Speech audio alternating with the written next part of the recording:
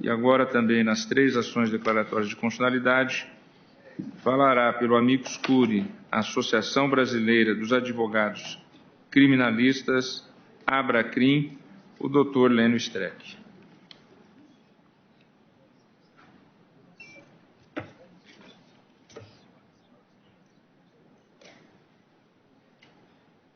Procurador-Geral da República, embora coautor desta ação, pessoalmente, fiz com André Caran Trindade e Juliano Breda, nós estamos aqui pela Abracrim. O nosso Juliano Breda, pela OAB, fez uma tomografia epistêmica, portanto, uma arqueologia, e não precisamos mais falar sobre o histórico de toda essa questão. Eu vim aqui como amigo da corte, amicus curiae, amici curiae, né, e não como inimigo da corte. A corte já tem demais. Resistir aqui é o papel da corte, né, contra as sereias, contra o contempt of court de que vem sendo vítima esta corte, senhor presidente. E Vossa Excelência tem reagido com apoio da comunidade jurídica e também reagido através do ministro Alexandre de Moraes. Eu vim como amigo da corte, né, para pedir, como fizeram em 2016 o doutor Elias Matarassá pela Abracrim, que a corte não permita que o direito seja maltratado pelo consequencialismo. E também saúdo o doutor Michel Saliba.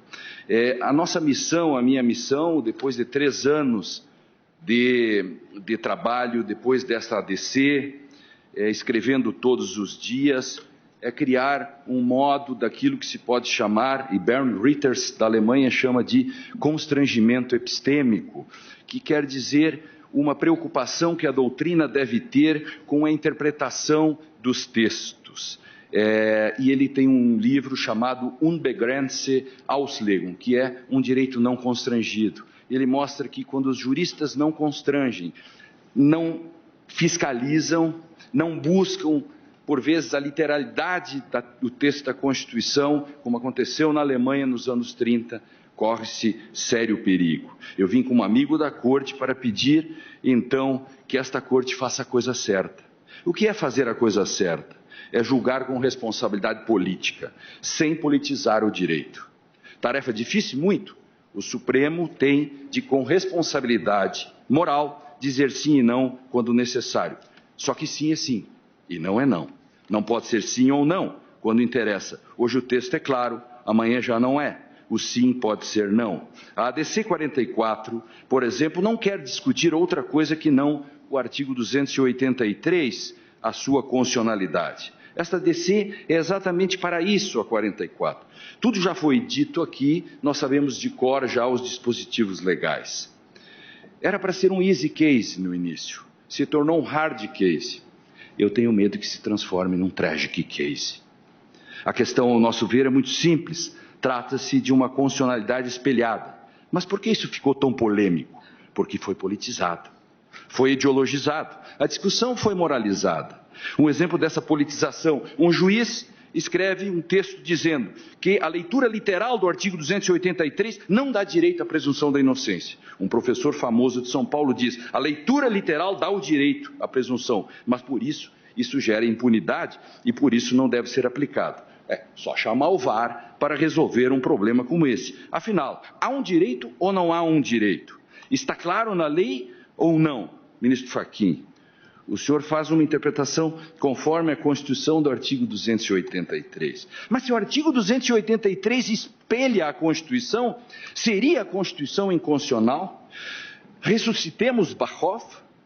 Se sacramentarmos uma interpretação conforme em sede de ADC, criaremos uma aporia, um dilema sem saída. Não há essa precedente no mundo. O que o mundo até dirá sobre isso? Ministro Lewandowski, Vossa Excelência disse há dias atrás muito bem, o princípio da presunção da inocência é uma cláusula pétrea, mas não precisa ser dito. O princípio é arché. Ministro Fachin, me permite um pedido epistêmico? Eu gostaria que Vossa Excelência fosse nesse julgamento tão literalista quanto foi no caso do artigo 403 do CPP. Ministra Carmen Lúcia, eu gostaria que Vossa Excelência esgrimisse aquela pequena constituição dos nossos tempos de ID, e James Stubenschlag, lá do céu, deve estar nos olhando, que o ministro Fux conhece muito bem, conheceu o ministro Barroso. Ministro Alexandre, Vossa Excelência disse algo fantástico. Essa crença de que o STF pode dizer o que bem entende desrespeitando a lei, também atrasa o país. Tenho certeza, Vossa Excelência está absolutamente correta. Ministro Gilmar, Vossa Excelência tinha razão quando em 2010 denunciou o ovo da serpente do autoritarismo e do punitivismo. Ali estava o paciente zero. Poucos ouviram Vossa Excelência.